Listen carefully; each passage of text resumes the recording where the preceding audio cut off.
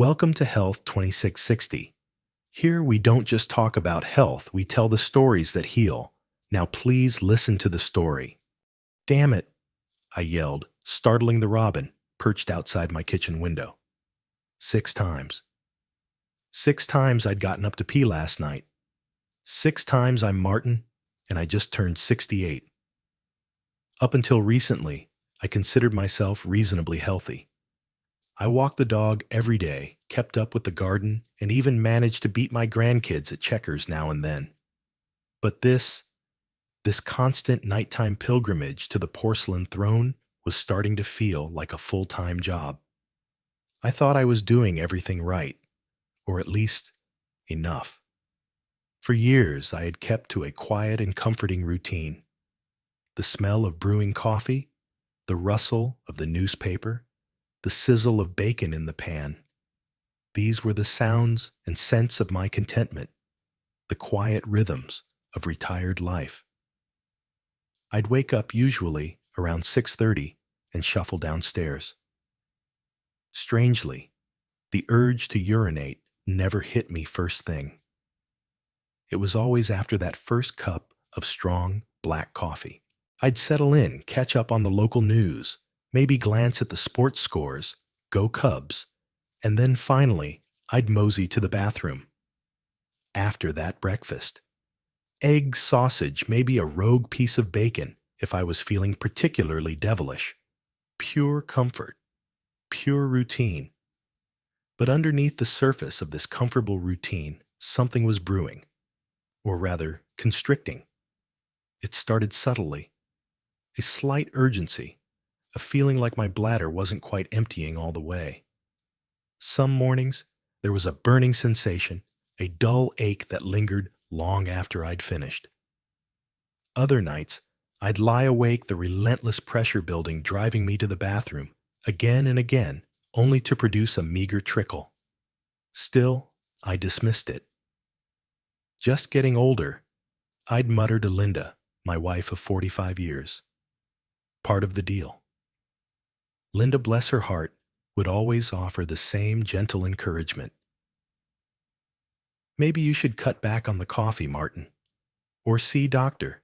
Peterson. I'd waver off stubborn as an old mule. Nah, it's fine. I'm fine. Pride, I suppose, kept me from admitting that something was indeed not fine. Then came the morning. My body decided to stage a full-blown rebellion. A December morning, crisp and biting, the kind that makes you want to curl up by the fire with a good book. Instead, I found myself curled up in the fetal position on the living room floor, gripped by a pain so intense it stole my breath. The day began like any other. I woke up feeling full. Not like after a Thanksgiving feast, but a localized fullness, a tightening in my lower abdomen that felt distinctly unpleasant. I ignored it, figured it could wait until after my coffee and newspaper. Big mistake. Huge. I went through my usual routine, the discomfort slowly escalating from a dull ache to a throbbing pressure. By noon, I hadn't been able to pee. Panic started to set in. I drank glass after glass of water, hoping to flush things out. I paced the house, jiggling my leg like a nervous teenager. I even tried a warm shower, thinking it might relax my muscles. Nothing. Just mounting pressure building like a dam about to burst. By 3 p.m., the pain was unbearable. I was sweating pale and clutching my lower stomach, moaning with every breath. Linda, who had been out running errands, walked in to find me a crumpled heap on the rug. Her face registered shock, then concern, then steely resolve. She didn't even bother asking what was wrong. She knew. She grabbed the phone and dialed 911. The ambulance ride was a blur of flashing lights and siren wails. The paramedics were efficient and professional, but their questions felt intrusive, embarrassing. I just wanted the pain to stop. At the emergency room, the doctor, a young guy who looked barely old enough to shave, told me I had acute urinary retention. He explained it with clinical detachment using words like prostate enlargement and blockage. Then came the catheter. I won't dwell on the procedure, but let's just say it involved a long tube, some discomfort, and a profound sense of vulnerability. The relief when the urine finally started flowing was immediate and overwhelming. It was like a dam had broken, releasing a torrent of pent-up pressure. I lay back on the gurney, exhausted and humiliated, but grateful for the blessed release. Then the young doctor, Dr. Miller, I think his name, was pulled up a chair beside me. He studied my chart for a moment, then looked me in the eye. "Mr. Jennings," he said, "you're dealing with acute urinary retention. Your prostate is likely enlarged, very common at your age. But what caused this blockage today was a perfect storm." He proceeded to dissect my morning routine with an unnerving precision.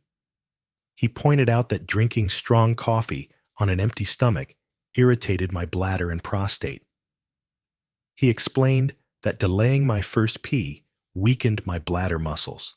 He condemned my beloved processed meats as inflammation-promoting villains. And then the kicker, he identified my over-the-counter cold medicine, the one I took religiously every time I felt a sniffle coming on, as the final nail in the coffin. "You're drinking strong coffee on an empty stomach. That irritates your bladder and prostate," he stated matter-of-factly. "You delay your first pee. That weakens your bladder muscles. You eat processed meats full of salt and saturated fat, which promote inflammation. And you're taking over-the-counter cold meds with pseudoephedrine, which tightens the muscles in your bladder and makes it even harder to go." I sat there dumbfounded. "Wait," I stammered. "You mean my coffee, my breakfast, my cold medicine caused this?" He nodded solemnly. "Yes, and you're not alone. Most senior men have no idea their morning habits are making their prostate worse. It was like a spotlight had been shown on all my carefully cultivated routines, revealing them as insidious saboteurs. Everything I thought was comforting and normal was actually contributing to my misery. I felt betrayed by my own body, by my own habits.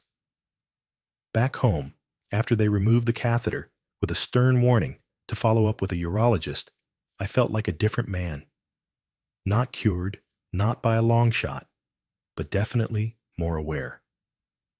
I saw my habits with new eyes, the eyes of a man who had been forced to confront his own mortality and the limitations of his bladder.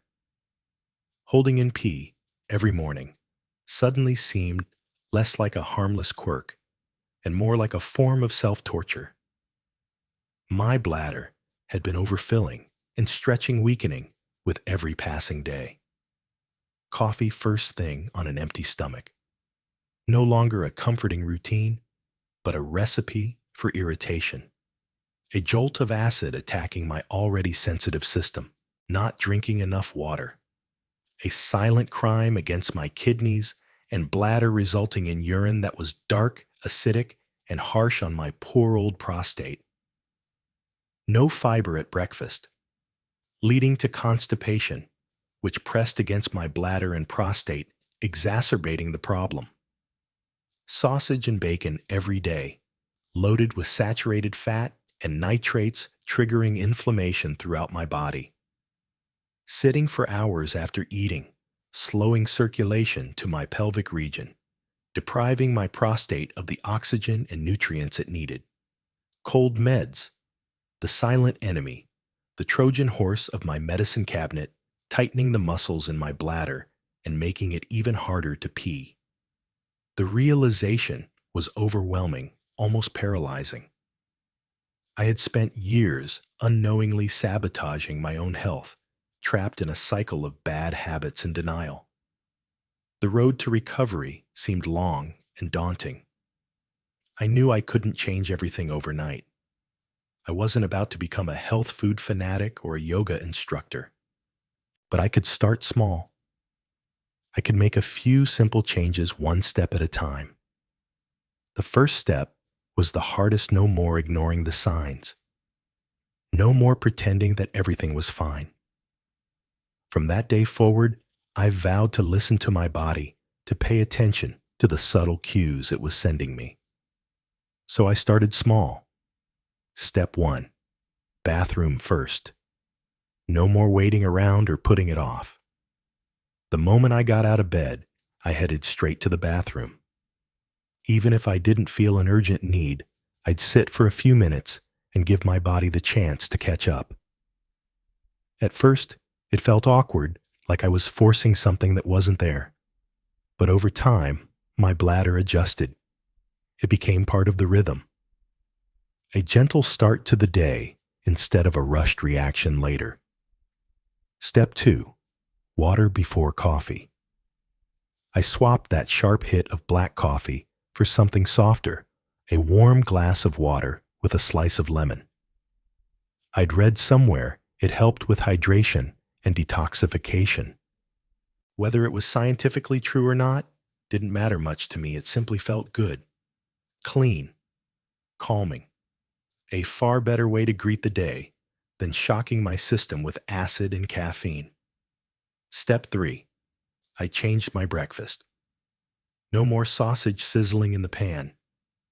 Instead, I gave oatmeal a try, topped with flax seeds and a few berries. I'll be honest, I wasn't thrilled at first. I missed the savory flavor, the comfort of my usual routine. But to my surprise, the oatmeal filled me up, and the flax seeds added fiber I didn't know I needed, the berries. Just sweet enough to make me forget what I was missing. Step 4. I moved. Instead of collapsing into the recliner after eating, I made it a habit to walk just 10 quiet minutes around the block. Nothing intense, just enough to get the blood moving, loosen the stiffness in my legs, and clear the morning fog from my mind. It was simple, but it changed how I felt for the rest of the day. Step 5. I paid attention, especially to the small print on medicine bottles. I went through my cabinet and tossed anything with pseudoephedrine or phenylephrine, those hidden culprits that had been quietly making things worse. When I spoke with my doctor, we found better alternatives, herbal options, natural decongestants, remedies that didn't leave my bladder in distress. It felt like taking back a bit of control I hadn't even realized I'd lost. It wasn't perfect. I still had some nights with bathroom trips. Old habits die hard, and my prostate wasn't going to heal overnight. But within a few weeks, I was sleeping longer, feeling less urgency, and even feeling hopeful. The most unexpected change wasn't physical, but mental. One night, after nearly 6 hours of uninterrupted sleep, I sat up in bed and smiled. Not because I felt young again. I didn't. And not because I was completely cured. I wasn't. But because I felt in control. For years, I had let aging dictate how I lived. I accepted the discomfort, the inconvenience, the shame. I told myself it was just part of the process, that I had to learn to live with it.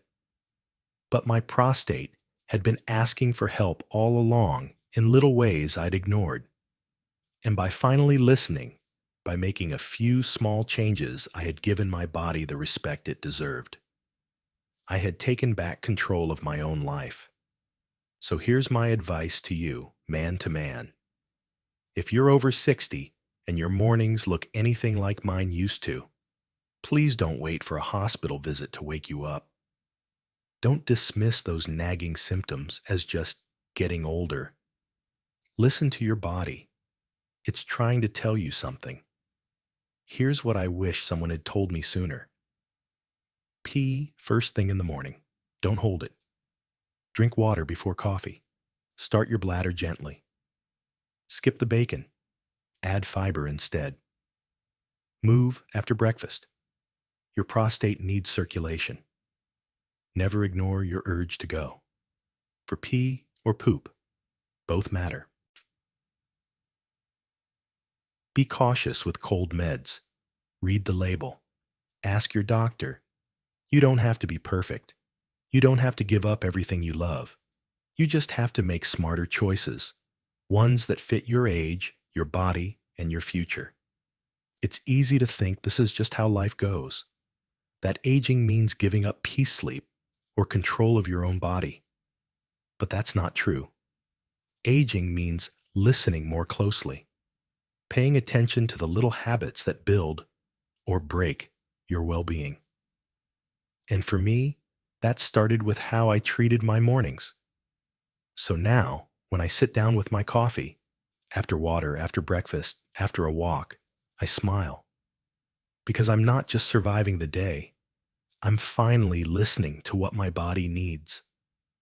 And that, my friend, is the kind of morning that heals. I've made so many changes to my routine since that fateful morning in the ER, and I feel better than I have in years. But there's one thing Dr. Miller said that still sticks with me. Your prostate is likely enlarged. I haven't had a chance to see a urologist yet. What if it's more than just age-related enlargement? What if... Health 2660. Thanks you for listening. We'll see you in the next video, and until then, be kind to yourself.